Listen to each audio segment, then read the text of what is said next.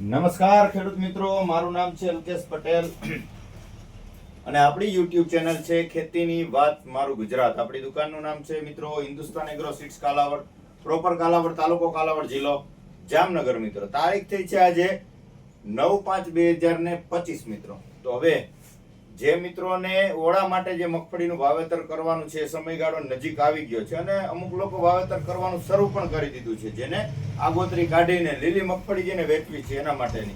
તો એના માટે આપણે અત્યારે એક ખાસ વિડીયો બનાવ્યો છે કે બિયારણમાં જ્યારે વાવેતર કરો છો ત્યારે સીડ ટ્રીટમેન્ટ પટ મારવો ખૂબ જ અગત્યનું છે, જરૂરી છે. પછી તમે પકવવા માટે વાવેતર કરો છો તો પણ ભલે, અને લીલું વેચવા માટે તો પણ કરો છો તો પણ પટ મારવો આવશ્યક ખૂબ જ છે. શું કામ એને કે તમે બીજનું વાવેતર કર્યું છે તો તમે કોરેકોરું જો બીજ વાવેતર કરી દીધું છે તો અમુક ટકા ટેમ્પરેચરના કારણે એની ઉપર વાતાવરણ અસર હોવાના કારણે ઉગાવો ઓછો લે. શું કામ એને કે ડાયરેક્ટ બીજ જે છે ડાયરેક્ટ ખુલ્લું તમારી જમીનની અંદર પડેલું હોય તો તાપમાન વધી જાય, ટેમ્પરેચર વધી જાય તો બાફ લાગી જાય, બાફી જાય એવું કહી શકીએ, બરાબર છે. તો પણ ઉગાવો ઓછો લે. તો તમે જો સીડ ટ્રીટમેન્ટ કરેલી હશે, એની ઉપર એક આવરણ, એક પડ બનેલું હશે તો એની ઉપર વાતાવરણ સીધું અસર કરશે નહીં. જ્યારે એની અંદર ભેજ મળશે ત્યારે એ વસ્તુ બીજનું અંકુરણ એમાંથી વ્યવસ્થિત રીતે ફૂટી શકશે. ઓલું તો હીટ લાગી જાય, તાપમાન વધી જાય તો એનું બીજનું અંકુરણ થઈ શકે નહીં.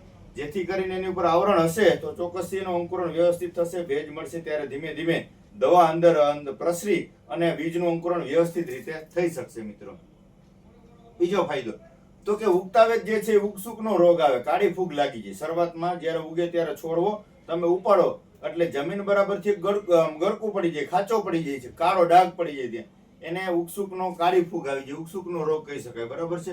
તો એ સમસ્યા લગભગ ખેડૂતોને સામનો તો કરવો જ પડતો હોય છે, લગભગ પ્લોટની અંદર આવે. પણ જેને સીડ ટ્રીટમેન્ટ વ્યવસ્થિત રીતે બીજની માવજત કરેલી હશે એની અંદર આ સમસ્યા સર્જાશે નહીં. આ મુદ્દો એક ખાસ અગત્યનો છે, કેમ કે આની અંદર તમારા છોડ જેટલા જાશે એમાંથી સુકાશે એટલું તમારું ઉત્પાદન ઘટશે. તમે બીજ દર વીઘાના પ્રમાણે વાપરેલું છે, દાખલા તરીકે ઝીણી મગફળી વાવી છે અથવા 39 વાવી છે તો 35 કિલો તમે બીજ વાપર્યું છે, એમાંથી તમારું 3 કે 4 કિલો તો ઉગવાનું નથી, એટલે તમે 31 કિલો બીજ દર વાપરો છે. હવે એમાં જે છે છોડ ઉગી ગયા છે 31 કિલો, હવે એમાંથી જે સુકારો લાગે અને ઓછું થાય એટલે તમારા વીઘા દીઠ જે ગણતરી થાય એ મુજબ ઉત્પાદન ઘટે. તમે 5 વીઘાની મગફળી વાવેતર કર્યું છે અને સુકારો બેઠો છે 5 કે 10%, તો તમે 4 વીઘાની મગફળી કરી છે આવું ગણિત કરીને તમારે ચાલવાનું થાય. અને ખર્ચ તો કરવાનો જ થાય છે. ખાલી જગ્યા પડી છે જ્યાં છોડ સુકાઈ ગયો છે ત્યાં પણ આપણે ખાતર નાખવાનું છે, ત્યાં પણ આપણે દવા છાંટવાની છે અને પિયત પાણી કે બધી વસ્તુ એને ઉપયોગ આપવાની છે, કરવાની છે, બરાબર છે. તો આ ખાસ કાળજી રાખીએ તો જે છે ઉત્પાદનમાં ઘટાડો ન નોંધાય. મિત્રો ત્રીજી વાત કે મુંડાની સમસ્યા, કૃમિની સમસ્યા અને ઉધઈ જેવી જીવાત, તરકીડી કહે કે આ બધી પ્રકારની રોગ જીવાત માટે પણ જે છે એ તમારે ટ્રીટમેન્ટ સારવાર કરવી ખૂબ જરૂરી છે. નહીતર શરૂઆતમાં મુંડા આવી જાય તો પણ છોડ સુકાઈ જાય, એ પણ છોડ રિકવર થાય નહીં, પાછો કોરી અને પાછો ચાલતો થાય નહીં, એટલે ઉત્પાદન એના કારણે પણ ખૂબ જ ઘટી શકે. એટલે આ બધા મુદ્દાનું સમસ્યાનું સમાધાન કરવું હોય તો શું વાપરવું, કઈ દવાનો ઉપયોગ કરવો, એના વિશે આજે આપણે ચોક્કસથી ચર્ચા કરશું. મિત્રો તો ખાસ આપણે વિડીયોમાં જોડાઈ રહેશો. પ્રથમ વાત કરીએ તો મુંડાનો પ્રકોપ જેને ખૂબ જ વધારે રહેતો હોય, છાણિયું ખાતર, દેશી ખાતર ભરાતું હોય એટલે એમાં મુંડાની સમસ્યા વધારેમાં વધારે જોવા મળતી હોય. તો જો દેશી ખાતરનો ઉપયોગ કરતા હોય તો ચોક્કસથી તમારે 40% ઇમિડા અને 40% ફિપ્રોનિલ જે આવે છે, ઘણી બધી કંપનીમાં આવે છે, બરાબર છે. તો આ વસ્તુ તમે ઉપયોગ કરી શકો છો. આ યુનિટી એગ્રી સાયન્સનું છે, યુનિફાઈડ, બરાબર છે. 40% ઇમિડા અને 40% ફિપ્રોનિલ, આનો પણ તમે ઉપયોગ કરી શકો છો, બરાબર છે. આ વસ્તુના રિઝલ્ટ ખૂબ સારા જોવા મળે છે. 20 કિલો એ 10 ગ્રામ એટલે 100 ગ્રામ છે તમારે 10 મણ દાણાની અંદર પટ આનો આપી દેવાનો છે, એટલે રિઝલ્ટ આના તમને ક્યાંય ને ક્યાંય ચોક્કસથી સારા જોવા મળશે. એક મણમાં 20 કિલો એ 10 ગ્રામમાં આની જે છે બીજ માવજત કરવી જરૂરી છે. બીજી વાત કરું તો મુંડા માટેની, તો કોઈ પણ સારી કંપનીનું એફએસ લઈ લેવાનું છે. આપણે જે થાયોમેથાક્ઝામ 30% આવે છે, બરાબર છે. આ વસ્તુના રિઝલ્ટ પણ તમને ક્યાંય ને ક્યાંય ચોક્કસથી સારા જોવા મળશે. આ વસ્તુ ખૂબ સારા પરિણામ મળી શકે છે. આ છે સલ્ફર મિલનું સ્પાઇક, 30% એફએસ સલ્ફર મિલનો આવે છે. રીપ જે આપણે જે કોસાવેટ ને બધું આવે છે એ કંપનીનો આવશે, તો આના રિઝલ્ટ પણ તમને ચોક્કસથી સારા મળશે. 30% વાળું જે આવે છે ઢાલ, આ વસ્તુના રિઝલ્ટ પણ તમને સારા મળશે, કેમ કે આ પણ 30% એફએસ આવે છે, આ પણ યુનિટી એગ્રી સાયન્સનું છે. તો આ બંનેના રિઝલ્ટ તમને ચોક્કસથી સારા જોવા મળશે. તો આ ત્રણમાંથી કોઈ પણ વસ્તુ તમે મુંડા માટે આની સારવાર ટ્રીટમેન્ટ કરી શકો છો. હવે રહી વાત કાળી ફૂગની, કાળી ફૂગનો પણ તમારે પટ બીજને માવજત આપવી ખૂબ જરૂરી છે. તો આની સાથે તમે વિટાવેક્સ પાવર જે આવે છે, ધાનુકા કંપનીનું વિટાવેક્સ પાવર આવે છે. બીજ દર આની અંદર તમે વાત કરું તો 20 કિલો બીજ ઉપર તમારે 40 ગ્રામ આનો ડોઝ આપવાનો છે. આને તમે દાખલા તરીકે આનો પટ આપી દીધો છે એફએસ નો, તો આ એની ઉપર કોર ઉડાડી દેવાનું છે. આ પાણીમાં પલાળવાનું નથી. આ જે એફએસ આપણે વાપરીએ છીએ કોઈ પણ કંપનીનું, તો આનું પ્રમાણ કેટલું છે તો કે 70 થી 80 ml એક મણ દાણામાં 70 થી 80 ml 80 ml તમે આ એફએસ લઈ લ્યો. આની સાથે તમારે આનું 2 ગણું પાણી લેવાનું છે. 80 એટલે 8 દુને 16, 160 મિલી પાણી લેવાનું છે અને 80 ml જે છે આ દવા લેવાની છે.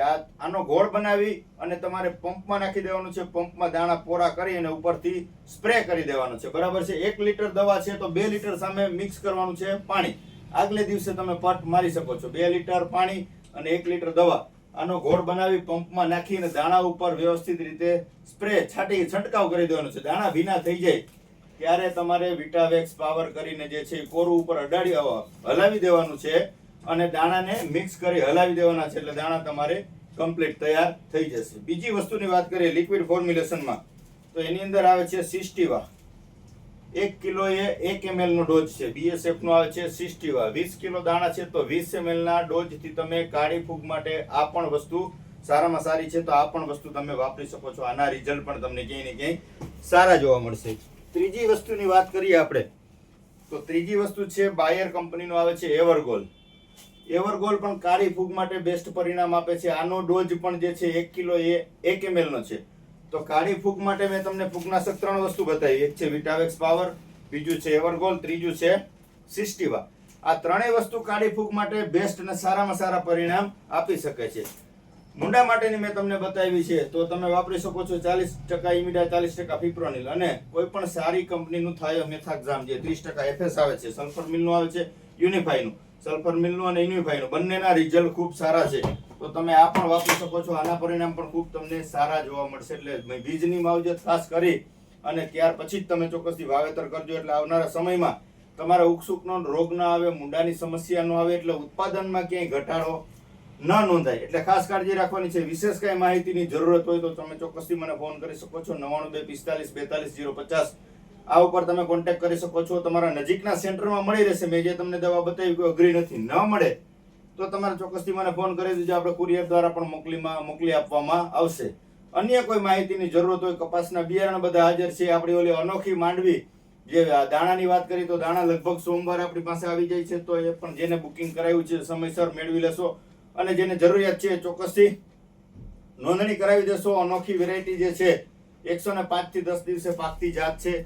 લાગટ હેમર એક ક્યારાની અંદર 9 ચાસ કરીને વાવેતર કરવા માટે એ યોગ્ય જાત છે. શિયાળુ સિઝન આવનારી શિયાળુ સિઝન સમયસર તમારે કરવા માટે ખૂબ જ વહેલી પાકતી જાત હોવાથી તમારે સમયની અનુકૂળતા આવનારી ચોમાસું શિયાળુ સિઝનમાં ખાસ સમયસર તમારે શિયાળુ પણ વાવેતર થઈ જાય છે. એટલે ખાસ કરીને વાવેતર કરવા જેવી વેરાયટી છે. ઉત્પાદન 30 થી લઈને 50 મણ સુધીના ઉત્પાદનની ક્ષમતા ધરાવતી વેરાયટી છે. એટલે ખાસ તમે થોડોક અખતરા પૂરતું એ વેરાયટીનું પણ તમે વાવેતર કરજો. અન્ય કાંઈ વિશેષ માહિતીની જરૂરત હોય તો ચોક્કસથી મને ફોન કરી દેવાનો છે. હજી આપણા ગ્રુપમાં ન જોડાયા હોય તો વોટ્સએપમાં મને હાઈ લખીને મોકલી દેજો. એટલે નવી જે કાંઈ વેરાયટી આવે, દવા આવે, એની માહિતી તમને વોટ્સએપ થ્રુ તમારા ફોનની અંદરમાં મળતી રહે. મિત્રો બસ મને રજા આપશો. જય જવાન, જય કિસાન.